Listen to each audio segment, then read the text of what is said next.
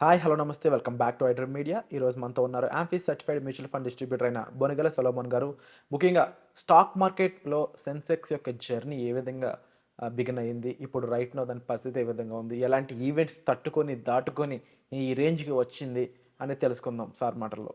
Hi sir! నమస్తే అండి. Sir బహుశా సెన్సెక్స్ ఆ జర్నీ చూస్తే హిస్టారికల్‌గా గాని లాస్ట్ డేస్‌లో ఏం జరిగిందో ఎన్నో లాస్ట్ ఆఫ్ ఈవెంట్స్‌ని అది దాటుకుంటూ వచ్చింది. మేబీ గ్రోత్‌కి ఇదే బెస్ట్ ఎగ్జాంపుల్ అని చెప్పొచ్చేమో ఫైనాన్షియల్ గ్రోత్‌కి. ముఖ్యంగా 1970 నైన్ చేంజెస్‌లో ఒక 70 100 పాయింట్స్ దగ్గర స్టార్ట్ అయిన మార్కెట్ అనేది రైట్ నౌ 79,000 చేంజ్ దగ్గర నడుస్తా ఉంది. ఆహ్, ఎక్కడి నుంచి ఎక్కడి వరకు ఈ జర్నీలో ఎలాంటి ఈవెంట్స్ అనేవి జరగడం మొదలైంది. అండ్ అలాంటి ఈవెంట్స్ ఎలా దాటింది మన మార్కెట్ అనేది. ఇప్పుడు ఈ స్టేజ్‌కి ఎలా రాగలిగింది చెప్తారా? ఇప్పుడు చూడండి విరాట్ గారు 1979లో BSE Bombay stock exchange Sensex start అయింది. హ్మ్. సెన్సెక్స్ అంటే top most liquid companies in India. Top most. Sensex stocks అంటే టాప్ మోస్ట్ స్టాక్స్ అనమాట. హ్మ్. 100 పాయింట్లు ఈరోజు సుమారుగా 78,800 అంటే సుమారుగా 79,000. హ్మ్. అంటే ఎవరైతే 79లో ₹100 పెట్టారో ఈరోజు 79,000. హ్మ్. ఎవరైతే 1,00,000 పెట్టారో ఈరోజు 7,90,00,000 అయింది. హ్మ్. ఎన్ని ఒడిదుడుకులుంటే కూడా ఎంతకాలం ఈ జర్నీ అంటే హ్మ్. సుమారుగా 45 ఏళ్ళు. ఆ! ఒక 45 అయితే విరాట్ గారు ఇక్కడ ప్రజల నుంచి మనకు వచ్చేది ఏంటంటే 45 ఏళ్ళు అంటే లాంగ్ పీరియడ్. జీవితంలో ఎప్పుడు ఎంజాయ్ చేయాలి? ఏమిటి? అంటారు.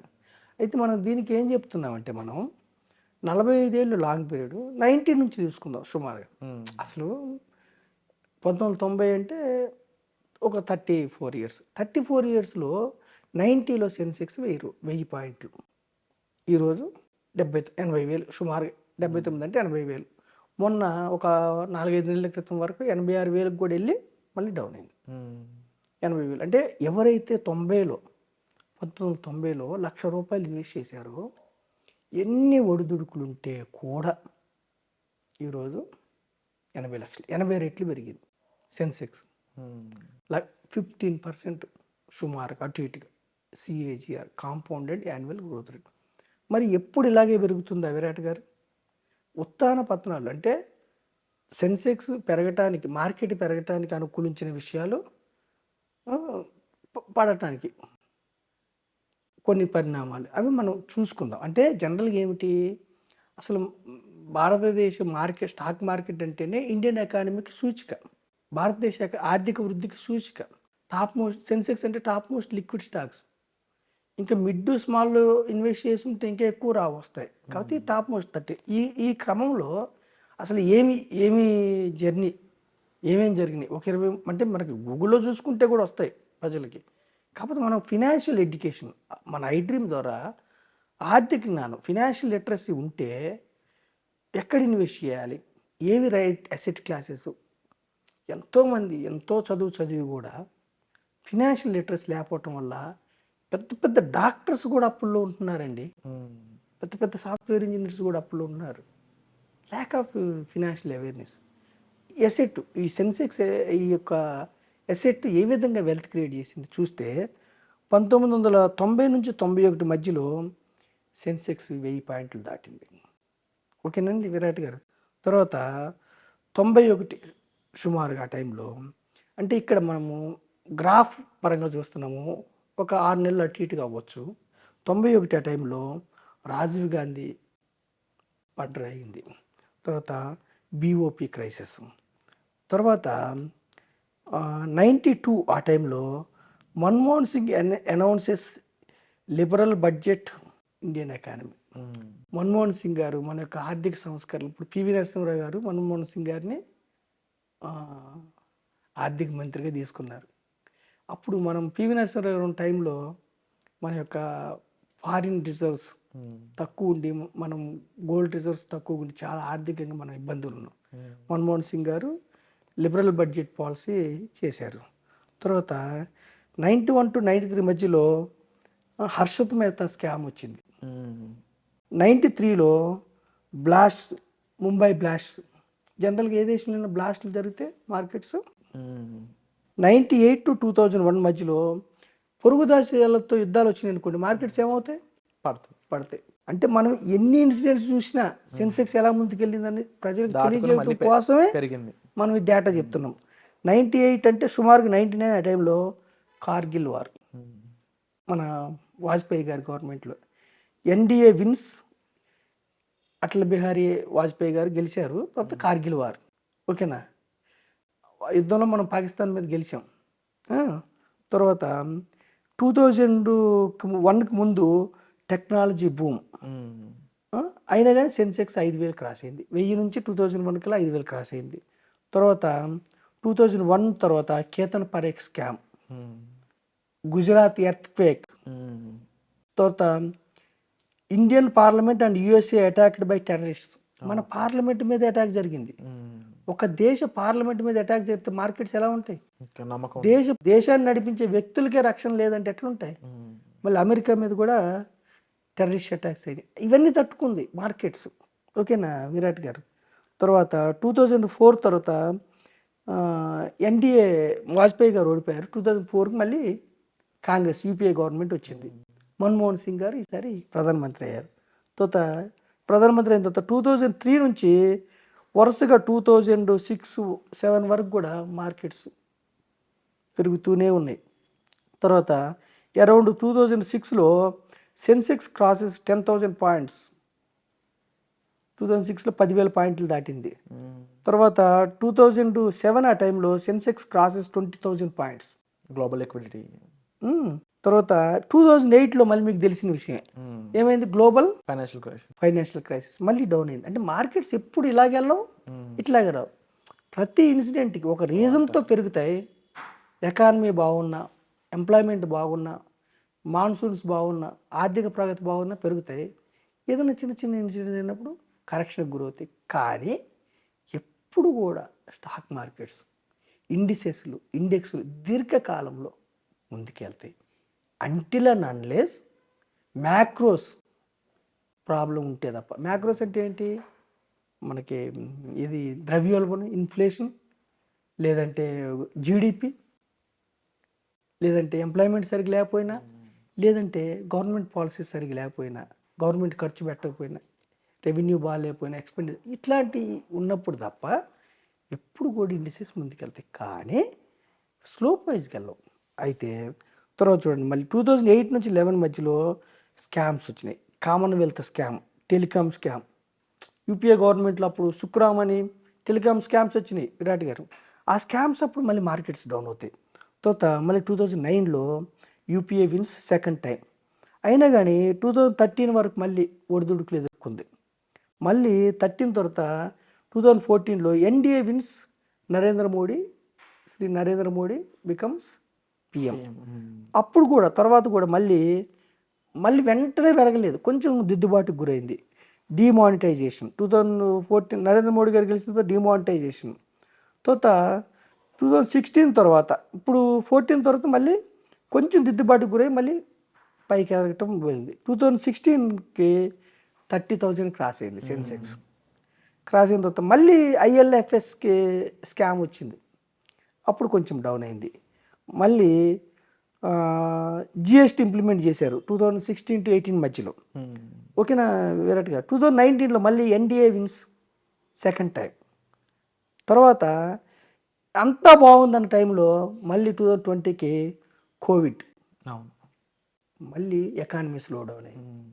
కోవిడ్ తర్వాత వ్యాక్సిన్ వచ్చిందని తెలిసిన మరుక్షణం కోవిడ్ వ్యాక్సిన్ అప్రూవ్డ్, మళ్ళీ మార్కెట్స్ ముందుకెళ్ళినాయి. అరౌండ్ 2021లో సెన్సెక్స్ క్రాసెస్ 40,000. తర్వాత 2021 తర్వాత మళ్ళీ సెన్సెక్స్ క్రాసెస్ 50,000. తర్వాత సెప్టెంబర్ 2022లో UK recession, Sensex drops by over 1,000 points. UK recession అంటే మన ప్రపంచానికి పెద్దన్న అమెరికా. మన యొక్క ప్రపంచ దేశాల ఎకానమీ అమెరికా మీద డిపెండ్ అయి ఉంటుంది. వాళ్ళు తీసుకునే నిర్ణయాల వల్ల కావచ్చు, లేదంటే మన ప్రపంచం మొత్తం కూడా ఎక్స్పోర్ట్స్ ఇంపోర్ట్స్ మీద ఆధారపడి ఉంటుంది. కాబట్టి ఎకానమీ ఒకటికొకటి ఇంటర్లింక్ ఉంటుంది. కాబట్టి సో సెప్టెంబర్ 2022లో యూకే రెసిషన్, సో సెన్సెక్స్ 1000 పాయింట్లు డౌన్ అయింది. మళ్ళీ 2022లో రష్యా ఉక్రెయిన్ కాన్ఫ్లిక్ట్ అప్పుడు 2700 పాయింట్స్ రష్యాతో ఉక్రెయిన్ యుద్ధం స్టార్ట్ అయ్యి అప్పుడు ఏమనుకున్నారంటే ఆ యుద్ధం అక్కడితో ఆగదు, ప్రపంచ దేశాలు అంటే ఉక్రెయిన్కి సపోర్ట్ అమెరికా, యూరోప్ కంట్రీస్, ప్రపంచ యుద్ధం అవుతుందేమో అని 2007 పాయింట్స్ అయింది. తర్వాత ఏమైంది, మళ్ళీ స్టేబుల్ అయింది. అలాగే 2023 ఆ టైంలో union budget 2023 Sensex saw an initial jump off over 1000 points post బడ్జెట్తో 1000 పాయింట్లు మళ్ళీ పెరిగింది. అలాగే 2024 మళ్ళీ లోక్సభ ఎలక్షన్స్ మనకి నరేంద్ర మోడీ గారు మళ్ళీ గెలిచిన తర్వాత మళ్ళీ 4390 పాయింట్స్ పెరిగింది. సో మనకి 80,000 వరకు వెళ్ళింది సెన్సెక్స్. డిసెంబర్ 2023లో post covid recovery Sensex rise of 14,500. Covid తర్వాత 14,000 పాయింట్లు పెరిగింది సెన్సెక్స్. అంటే మనం ఇక్కడ చెప్పదలుచుకుంది ఏమిటంటే విరాట్ గారు, మార్కెట్స్ అనేది గ్యాంబ్లింగ్ కాదు, స్టాక్ మార్కెట్ గ్యాంబ్లింగ్ కాదు. గ్యాంబ్లింగ్ అంటే ఏంటి, మనకు ఒక నాలెడ్జ్ లేకుండా గుడ్డిగా చీకట్లో డబ్బులు ఇస్తే గ్యాంబ్లింగ్. సెన్సెక్స్ అంటే ఏమిటి, ఇండియాలో ఉన్న టాప్ మోస్ట్ లిక్విడ్ కంపెనీస్ యొక్క సమ్మేళనం సెన్సెక్స్. నిఫ్టీ అంటే ఏంటి, ఇండియాలో ఉన్న టాప్ మోస్ట్ 50 కంపెనీస్ సమ్మేళనం నిఫ్టీ. సెన్సెక్స్ ఏమో బిఎస్సి బాంబే స్టాక్ ఎక్స్చేంజ్లో ట్రేడ్ అవుతుంది, నిఫ్టీ ఏమో ఎన్ఎస్సి. సో మీరు ఆర్థిక జ్ఞానం లేకపోయినా, అంటే ఏ స్టాక్ మంచిది ఏ కంపెనీ మంచిది అని తెలియకపోయినా సెన్సెక్స్ ఫండ్ తీసుకున్నారనుకోండి, ఇండెక్స్ ఫండ్, మీ డబ్బుల్ని టాప్ మోస్ట్ 30 కంపెనీస్లో పెడతారు. సెన్సెక్స్ 1000 పాయింట్లు ఎన్ని ఒడిదుడుకులు వస్తే కూడా, అని ఈవెంట్ వచ్చిన ప్రతిసారికి ఎంత కింద పడినా దానికి డబల్ ప్రైస్ పెరిగింది. ఎన్ని ఒడిదుడుకులు వస్తే కూడా మన సెన్సెక్స్ ఆన్ యావరేజ్ 15% CAGRతో రిటర్న్ ఇస్తుంది. 15% అంటే ఏంటి, 100 రూపాయలు పెడితే 1 ఇయర్ తర్వాత 15 రూపాయలు జనరేట్ చేస్తుంది. అయితే ఇక్కడ ప్రజలు గమనించాల్సింది ఏంటంటే, ప్రతి సంవత్సరం 15 రూపాయలు గ్యారంటీగా జనరేట్ చేస్తుందా, చెయ్యదు. ఒక సంవత్సరం నెగిటివ్ కూడా వస్తుంది. యావరేజ్ ఇప్పుడు ఈ సంవత్సరం -15 వచ్చింది నెగిటివ్, నెక్స్ట్ ఇయర్ 30% అని చేసి యావరేజ్ చేస్తుంది.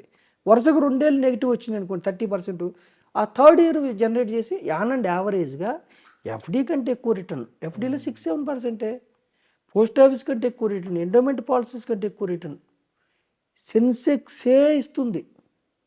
ఇంకా స్మాల్ క్యాప్ మిడ్ క్యాప్ ఫండ్స్లో రిస్క్ ఎక్కువ ఉంటుంది, ఇంకా రిటర్న్ ఎక్కువ వచ్చే అవకాశం ఉంది, కానీ గ్యారంటీడ్ కాదు. అయితే రిస్క్ని అర్థం చేసుకుంటే ఏమిటంటే, మార్కెట్ అనేది ఒక ఎసెట్ క్లాస్. అసలు ఎప్పుడు కూడా మన విరాట్ గారు, మన ఇన్వెస్ట్మెంట్ ఎలా ఉండాలంటే, మన ప్రజెన్స్ ఉండకూడదు. ఇప్పుడు మీరున్నారు, నేనున్నాను, మనం ఒక కంపెనీలో ఎంప్లాయీస్ అనుకోండి, మనం పని చేస్తూనే డబ్బు వస్తుంది, మన ప్రజెన్స్ ఉండాలి. నేను ఒక వ్యాపారం పెట్టాను అనుకోండి, ఒక షాపు, ఒక సూపర్ మార్కెట్, నేను ఉంటేనే డబ్బు వస్తుంది. అక్కడ పని వాళ్ళని పెట్టినా కానీ నేను లేకపోయినా డబ్బు రావాలి, అది ఇన్వెస్ట్మెంట్. నేను లేకపోయినా అంటే ఇన్వెస్ట్మెంట్ చేస్తే, అంటే సపోజ్ స్టాక్స్ కొన్నారు, ఈక్విటీ మ్యూచువల్ ఫండ్లు పెట్టారు, మీరు లేకపోయినా మీకోసం ఆ కంపెనీలో ఎంప్లాయీస్ పనిచేస్తారు, మీకోసం ఆ కంపెనీలో CEO పనిచేస్తాడు, మీకోసం బోర్డ్ ఆఫ్ డైరెక్టర్స్ పనిచేస్తారు. అంతిమంగా కంపెనీకి లాభాలు వస్తాయి. ఇప్పుడు SBI బ్యాంకులో షేర్ కొన్నారు, SBI స్టాఫ్ అంతా షేర్ హోల్డర్స్ కోసం పనిచేస్తారు, వాళ్ళేమో జీతం కోసం పనిచేస్తారు, కానీ అంతిమంగా SBI బ్యాంక్ లాభం వస్తే షేర్ హోల్డర్స్ లాభం వస్తుంది. అంటే ఇన్వెస్ట్మెంట్ అంటే ఏమిటంటే, నేను ఉండవసరంలా, నాకు డబ్బును సమకూర్చి పెట్టాలి. డబ్బుని సమకూర్చి పెట్టాలంటే ఆర్థిక జ్ఞానం ముఖ్యం, ఫైనాన్షియల్ లిటరసీ ముఖ్యం. మనం ఆ ప్రయత్నం చేస్తున్నాం, ఫైనాన్షియల్ లిటరసీ ఇవ్వడానికి మనం iDream ద్వారా ప్రయత్నం చేస్తున్నాం. తప్పకుండా మీరు చెప్పిన ఈ ఈవెంట్స్ అన్ని చూసిన తర్వాత ప్రతి ఒక్కరికి అర్థం అవ్వాల్సిన విషయం, ఒక బౌన్స్ బ్యాక్ అనేది మన మార్కెట్స్ అనేవి చాలా క్లియర్గా ఎక్స్ప్లెయిన్ చేస్తూ ఉన్నాయి. అండ్ డెఫినెట్లీ మోర్ దెన్ ఈ FD, more than post office, more than any other financial investments కంటే కూడా ఒక సెన్సెక్స్లో ఇన్వెస్ట్ చేయడం అయి ఉండొచ్చు, ఈక్విటీ మ్యూచువల్ ఫండ్స్లో ఇన్వెస్ట్ చేయడం అనేది జనాల్ని ఎంతో ఉత్తీర్ణత వైపు తీసుకెళ్తూ ఉంటుంది ఫైనాన్షియల్గా. సో దానికి సంబంధించిన ఎన్నో వివరాలు మనకి ఎపిసోడ్స్ ద్వారా సొలొమన్ గారు అందించడం జరుగుతుంది. స్టిల్ మీకు ఇంకా డౌట్స్ ఉన్నట్లయితే, మీ పర్సనల్ ఫైనాన్షియల్ గోల్స్ని రీచ్ అవ్వడానికి ఎటువంటి ఫండ్స్ మీకు కావాలి తెలుసుకోవాలనుకున్నట్లయితే డిస్ప్లే అవుతున్న నెంబర్స్ కాల్ చేసి మీరు సార్తో సంప్రదించవచ్చు. Thank you so much sir. Thank you అండి విరాట్ గారు.